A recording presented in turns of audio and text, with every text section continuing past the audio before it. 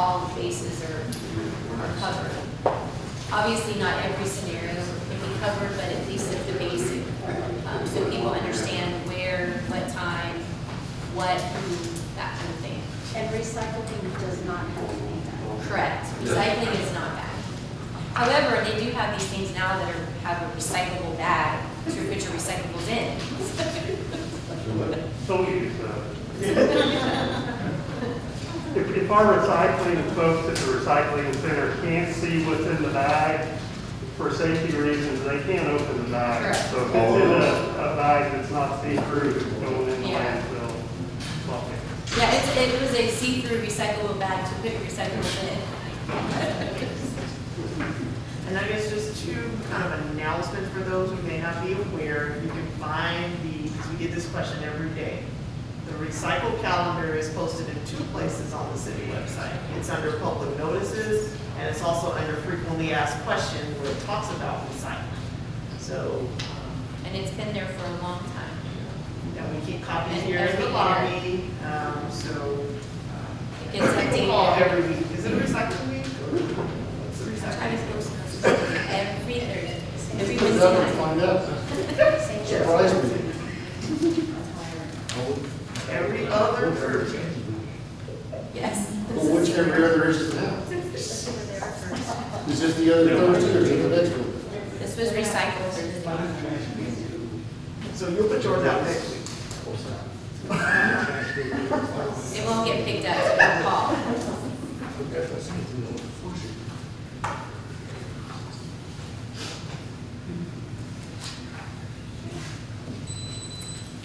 All right. Does anybody else have any comments, other comments on that? All right, so if you have any other suggestions or additions, please let me know so when that ordinance comes back, that it will be more changes and then at least work from that end.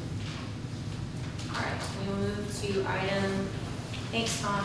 Thank It's good you. to see you. All right. Get that flyer in. All right, item 8I, updated discussion on City of Kirby grant application process and status of pending grant applications. Our city manager will provide an update on grants.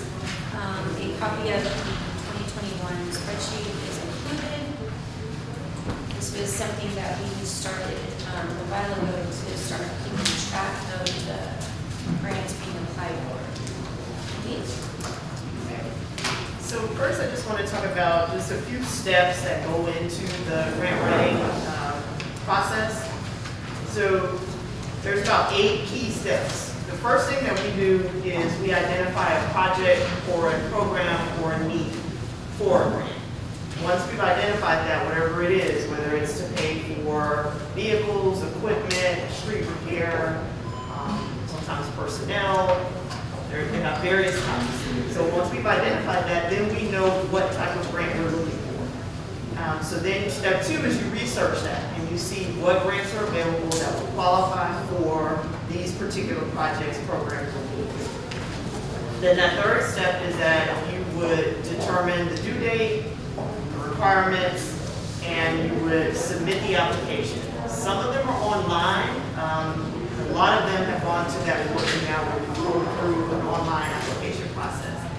Others, you still have to submit written documentation. All of the grants require that you have a project description, so that's really your narrative, that's key, is to write out what the project is, your cost estimates, what it is that you're applying for, how much that costs, backup documentation of where you received that from. And then a lot of times they want financial information from the city. Sometimes that's required later, but a lot of them is upfront. You provide copies of the audit. You have to provide copies of who your elected board or body is. You have to provide a incorporation of the city, history of the city, various types of things. So then we submit the application. And then step 4 is you await for decision. So sometimes the grants are rolling, where you can apply any time of the year, and sometimes they are date specific as to there's a grant application period. So we track that as to when we apply, when the deadline was or is, or if it's rolling, and then we track whether or not it was funded. So that's your step 5 is, was it funded? If it was, that's in one section. If it wasn't funded, then we just put no, and when we heard from them. The next thing that happens is that if you get funded, then you have to implement the grant. So you're going to implement, your whatever you apply for, the project, the program, and then you have to monitor that grant progress. And a lot of times, if they are reimbursable type grants, you are monitoring it by month, and then you're submitting for your reimbursement, and you have to keep track of all of those things. There are a few that are upfront money, usually the very small grants. So we'll talk about one that we actually have received last year, a little bit later. Again, you're going to monitor that progress, and then when you get to the conclusion of the project, you have to do your after grant reports, and a lot of them have audits. So then they want to know, did you actually spend the money on what you said you were going to spend it on, and you have to provide all the documentation to basically prove that that's what happened. So those are really kind of the key, 8 steps that go into that grant process. If you look at the spreadsheet that is in the packet, it says it's 2020, but actually it has a few things on here carried over from 2019 depending on what the deadline was. And also some upcoming grants. So I won't read them to you, but you'll see just a few of them as an example. If you look at number 15 on the spreadsheet. This was FM Global, and it was for fire and arson investigation equipment. We applied for, the deadline was September 30th of 2019, and we did get funded for that application. It was $777 that they gave us upfront money. They mailed us a check, then we had to go and purchase the items, then we had to submit copies of invoices, clear checks, and proof that we have received those items. And we have posted that, so people may have seen those online. There are actual arson investigation kits that are able to assist the fire department. So that was, again, an upfront money type of grant. But typically, your larger grants are going to be reimbursed. And the one I want to use as an example for that is going to be number 13 on the sheet. The numbers go down, you'll notice. So if you look at number 13, it's the one that I sent notice out to council about 2 weeks ago. The Southwest Border Assistance, it's a rural law enforcement assistance program. Our retired chief, Boyce, and my former assistant, Tanya Vasquez, submitted this grant application back in July of 2020. We just received notification of receiving the award about 2 weeks ago. So that's just kind of the time frame that it took. And with that particular grant program, it was a 2-page application that everything was actually scanned and submitted by email, the way theirs worked. So you filled out their 2-page application program, and there were very specific items. We applied for 3 things. We applied for modifications to our K9 vehicle, for upgrades to our computer-aided dispatch system, which is the CAD system that's used for dispatching radios, and upgrades to the mobile data terminals in the police vehicles, known as MDTs. So what we will have to do, or now, what I had to do earlier this week, they sent a letter that said, this is your preliminary approval that you've been funded $86,000. We asked for $100,000. They gave us $86,000. But they said, these are all of the additional documents that need to be submitted before you can officially be awarded.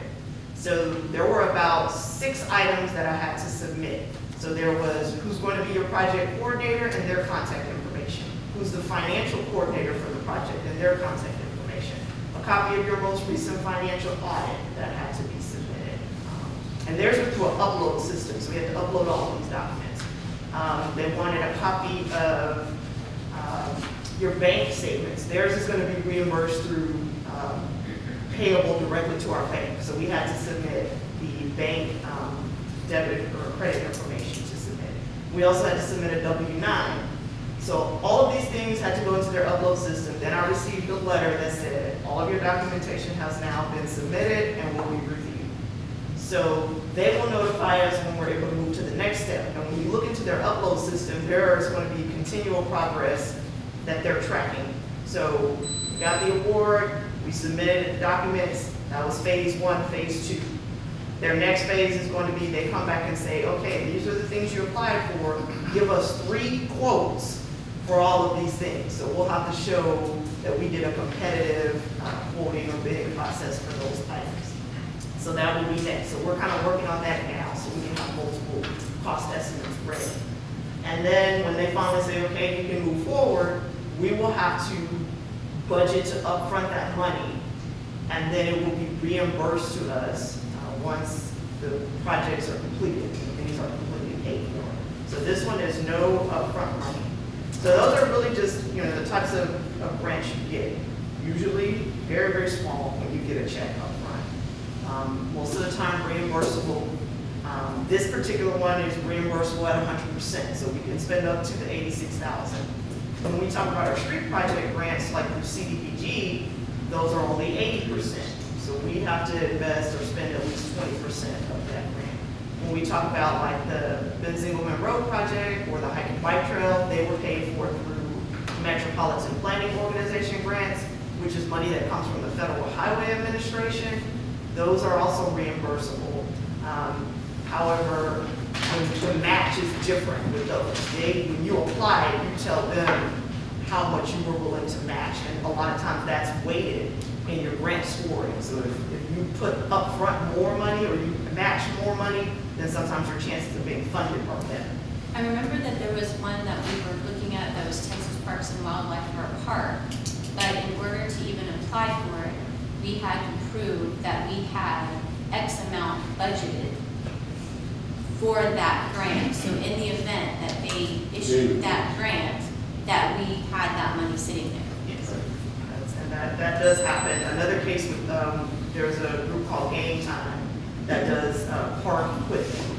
And so we had tried to apply, we attempted to apply a couple of times for Game Time grants. And so we learned that the way their program works is you have to budget that money, you have to buy all of your equipment from them, and then they discount back a certain portion of what you spent, and that's technically the grant. So we did not have the funds available to go and upfront buy, a couple $100,000 in that equipment, so we had to pass on those types of programs. Well, we've never applied for a turf grant, Which kind? turf, T-E-R-P.